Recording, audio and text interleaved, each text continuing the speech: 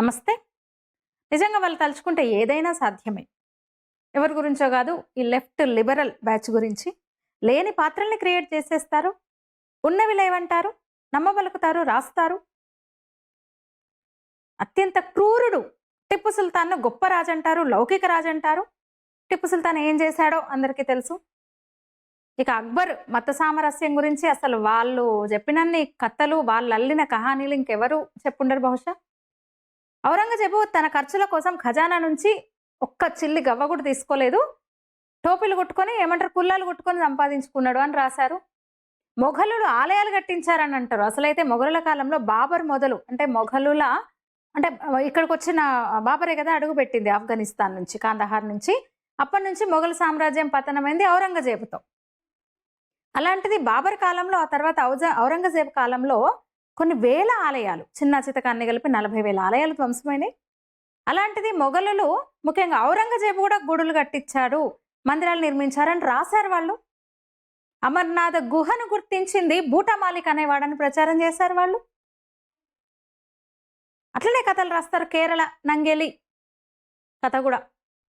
కళింగ యుద్ధానికి ముందే అశోకుడు బౌద్ధం వైపు వెళ్తే, యుద్ధం తర్వాత కలత చెంది బౌద్ధాన్ని స్వీకరించాడు, హిందూ మతాన్ని త్యజించాడు, హిందూ ధర్మాన్ని త్యజించాడని రాశారు వాళ్ళు.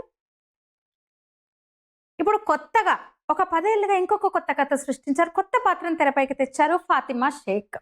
మొన్న జనవరి 9వ తేదీన, ఈ నెలలోనే 9వ తేదీన ఫాతిమా షేక్ జయంతిని కూడా ఘనంగా నిర్వహించారు.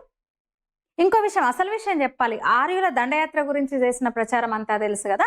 ఇక కొత్తగా వామపక్షాల సృష్టి ఏంటంటే ఫాతిమా షేక్. ఈసారి నాకు కనిపించలేదు, కానీ గతేడాది రేవంత్ రెడ్డి కూడా ఫాతిమా షేక్ జయంతి ఉత్సవాల్లో పాల్గొన్నాడు. అసలు గొప్ప సంఘ సంస్కర్త అన్నాడు. అయితే దీని వెనకాల ఏదన్నా కుట్రుందా అన్న నాకు డౌట్ వస్తుంది. ముందు చెప్తాను ఇదే వీడియోలో. అంటే సావిత్రిబాయి పూలే ప్రతిష్టను తగ్గించడానికి ఆ పేరును తెరపైకి తెచ్చారా కుట్ర ప్రకారం అనేది అనుమానం అనమాట నాకు. ఎందుకంటే ఈ లెఫ్ట్ లిబరల్ బ్యాచ్ కి, కమ్యూనిస్ట్ గ్రూపులకి హిందువుల కన్నా మైనార్టీల మీద ఎక్కువ మక్కువ, మిక్కిలి ప్రేమ అనమాట. నిజంగా 10 ఏళ్ల క్రితం ఆ పేరే లేదు అసలు. మహారాష్ట్ర ఎడ్యుకేషన్ బోర్డు ద్వారా బాలభారతి రూపొందించిన అనేక ఉర్దూ పాఠ్యపుస్తకాల్లో జాకిర్ హుస్సేన్, సయ్యద్ అహ్మద్ ఖాన్లతో పాటు ఫాతిమా షేక్ ప్రస్తావన తీసుకొచ్చారు. ఆంధ్రప్రదేశ్లో కూడా 8వ తరగతి పాఠ్యపుస్తకాల్లో ఆమె గురించి ప్రత్యేక అధ్యాయం ఉండింది. ఫాతిమా షేక్ సావిత్రిబాయి పూలేకు సహాయకురాలు. ఆమె అనారోగ్యంగా ఉన్నప్పుడు ఈమెనే పాఠశాలకు వెళ్ళేది, బాలికల పాఠశాలకు. ప్రధానోపాధ్యాయురాలుగా కూడా కొంతకాలం బాధ్యత స్వీకరించారు.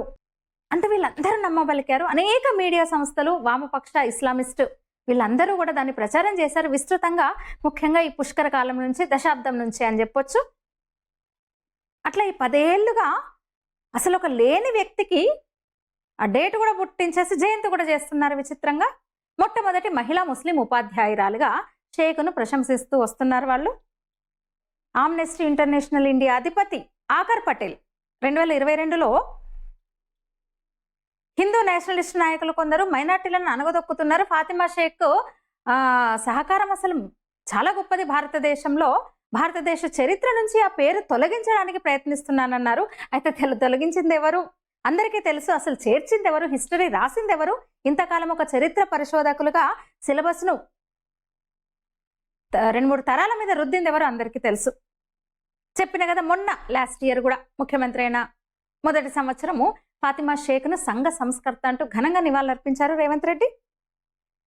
అట్లా వాళ్ళ ప్రచారం 10 ఏళ్లుగా కొనసాగుతుంది. ఇప్పుడు మరింత పెరిగింది. ఈ సంవత్సరం కూడా మొన్న జనవరి 9న లేని ఫాతిమా షేక్ జయంతి నిర్వహించారు వాళ్ళందరూ కూడా. అణగారిన వర్గాల అభ్యున్నత కోసం ఆమె కృషి చేసింది అని కొనియాడుతూ వచ్చిండ్రనమాట.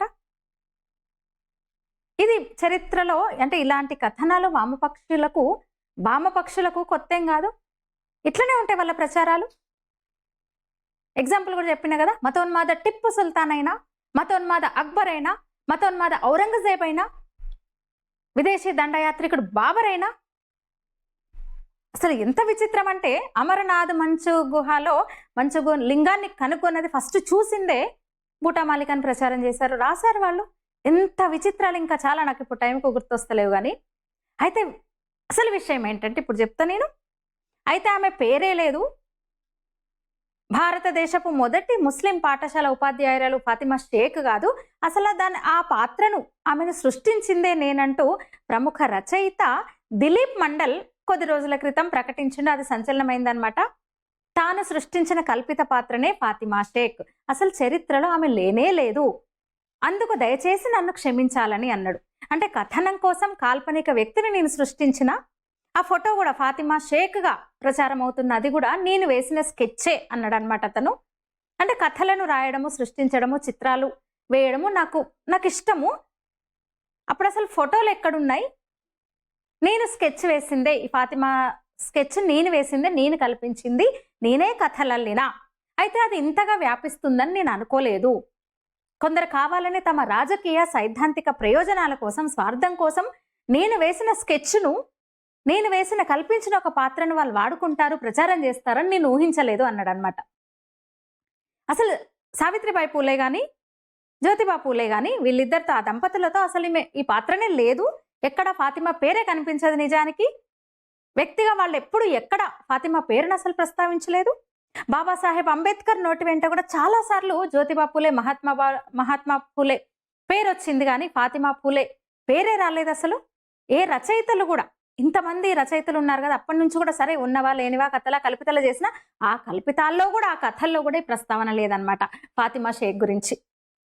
15 ఏళ్ల క్రితం వరకు కూడా, దాదాపు పుష్కరం అన్నాను కదా, 12-15 ఏళ్ల క్రితం వరకు కూడా ముస్లిం పండితులు, ఇస్లామిస్టులు, ఇస్లాం స్కాలర్స్ కూడా ఆ పేరును ఎక్కడా తీయలేదు అసలు.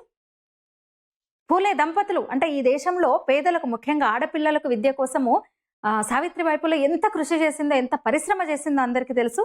దానికి సంబంధించి చర్చించే బ్రిటిష్ కాలం నాటి పత్రాలన్న బయటకు వచ్చినాయి, కానీ అక్కడ కూడా ఫాతిమా షేక్ గురించి అసలు ప్రస్తావనే లేదు. అసలు ఎన్ని అబద్ధాలు చూడండి అసలు. మొఘలులు దేవాలయాలను నిర్మించారంటారు వీళ్ళు. 2021లో national council of educational research and training school history పుస్తకాల్లో రాశారు. అట్లా వేలాది హిందూ ఆలయాలను వాళ్ళు ధ్వంసం చేస్తే, లక్షలాది మందిని చంపితే, దేవాలయాలను అహల్యాబాయి హోల్కర్, మహారాణి అహల్యా హోల్కర్ లాంటి వాళ్ళు, నిన్న మొన్న ఇప్పటికీ మనం మాట్లాడుకుంటున్నాం సోమనాథ్ ఆలయం మీద దాడి జరిగి 1000 ఏళ్ళైంది. ఇంతకు ముందే కొద్దిసేపటి క్రితం భారత ప్రధాని మోదీ వెళ్లారు సోమనాథ్ టెంపుల్కి. ఒక కార్యక్రమం నిర్వహిస్తోంది 1000 ఏళ్ళైన సందర్భంగా. అంటే గజనీ మహమ్మద్ సోమనాథ్ దేవాలయాన్ని ధ్వంసం చేసి కొన్ని వేల ఒంటెల మీద స్వర్ణాభరణాల్ని, సంపదను కొల్లగొట్టుకుపోయి సరిగ్గా 1000 ఏళ్ళైంది. 1026లో జనవరిలో ఇదే సమయంలో అనమాట. దాన్ని ఇప్పుడు స్వాభిమాన్ పర్వ్ పేరుతో గుజరాత్ ప్రభుత్వం నిర్వహిస్తుంటే వాళ్ళ భారత ప్రధాని కూడా వెళ్ళారు. అలాంటి ఎన్నో ఆలయాలను, అయోధ్య మనం చూసినాం, ఎన్నో ఆలయాలు ఇంకా కూడా మనకు అంటే ససాక్షంగా మనకు కళ్ళ ముందు కనిపిస్తున్నాయి అసలు. అలాంటి ఎన్నో ఆలయాలను మొఘలులు కూల్చేస్తే, విదేశీ దండయాత్రికులు, విదేశీ వలస పాలకులు మన దేశాన్ని, మన రత్నగర్భను కొల్లగొడితే వాళ్ళు రాసుకున్నది దేవాలయాలను పునర్నిర్మించారని చరిత్ర పుస్తకాల్లో పెట్టారు. ఇంటర్లో +2లో themes of Indian history part 2లో ఇది ఉంటుంది అనమాట. మొఘల్ చక్రవర్తులందరూ కూడా గ్రాంట్లు ఇచ్చారు ఆలయాల నిర్మాణానికి అని. మరి ధ్వంసం చేసింది ఎవరు? మొఘలులు గ్రాంట్లు ఇచ్చి ఆలయాలు కట్టితే మరి ఆలయాలను ధ్వంసం చేసింది ఎవరు? మరమ్మతులు వాళ్ళే కూలగొట్టి వాళ్ళే మరమ్మతు చేయించారా? అంటే ఇట్లా వీళ్ళు చరిత్రను వక్రీకరిస్తూ ఎంత చేయాలో అంత చేశారు. ఇప్పుడు కొత్తగా కూడా అదే కొనసాగుతుంది. ఇప్పుడే నేషనల్ ఎడ్యుకేషన్ పాలసీ వచ్చిన తర్వాత కొంచెం ఎన్సీఆర్టీ కొన్ని ప్రక్షాళన చేస్తూ వస్తుంది. వెస్ట్ బెంగాల్లో ఇప్పటికీ అంటే స్టేట్ సిలబస్ దాంట్లో ఉంటది. రాముడికి ఆ పేరు ఎందుకు వచ్చిందంటే అటు ఇటు తిరుగుతూ రోమింగ్ చేస్తూ ఉన్నాడు కాబట్టి, అంటే ఆర్యుడు, రాముడు అనేవాడు దేశపోడు కాదు, ఎక్కడి నుంచో వచ్చాడు భారత్కి అని వాళ్ళు చెప్పడానికి స్ట్రెస్ చేస్తూ రాముడు అనే పేరు రోమింగ్ చేస్తూ వచ్చాడు కాబట్టి వచ్చిందంట. ఇట్లుంది వీళ్ళది. ఇప్పుడు కొత్త కుట్ర నాకు అనిపిస్తోంది అసలు. సరే, హైందవం మీద ఆధిపత్యం కోసం, హిందూ ధర్మాన్ని తక్కువ చేయడం కోసం, భారతదేశ చరిత్రను తక్కువ చేయడం కోసం, భారతదేశ విజయాల చరిత్రను వాళ్ళు తక్కువ చేయడం కోసము వాళ్ళు ఎప్పుడు నిరంతరం ఆలోచన చేస్తూ ఉంటారు. ఈ దేశానిది కానీ సిద్ధాంతాన్ని ఇక్కడ అనుసరిస్తూ, ఆచరిస్తూ, రుద్దుతూ ఈ కమ్యూనిజం, ఈ దేశానికి, భారతదేశానికి ఏమాత్రం సరిపడని సిద్ధాంతం అది. ఇజం అది, నిజం లేని ఇజం అది. అట్లా వాళ్ళ ఆలోచనల నుంచి కొత్తగా పుట్టిందే షేక్ ఫాతిమా అనమాట.